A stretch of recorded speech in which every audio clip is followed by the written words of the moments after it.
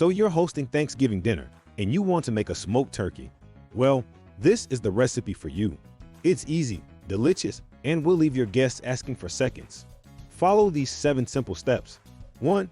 Preheat smoker to 225 degrees Fahrenheit 110 degrees Celsius with wood chips or chunks. 2. Rinse and pat dry the turkey. Then season with salt, pepper, and other spices like garlic powder or onion powder if desired. 3. Place the turkey on the top rack and make sure that it is not touching any part of the smoker. 4. Cover your smoker with aluminum foil, close all vents, and allow it to smoke for at least 2 hours. 5. After 2 hours, remove the aluminum foil from your smoker and baste your turkey with butter or olive oil. 6. Close all vents again for another 30 minutes or until internal temperature reaches 170 degrees Fahrenheit 77 degrees Celsius. 7.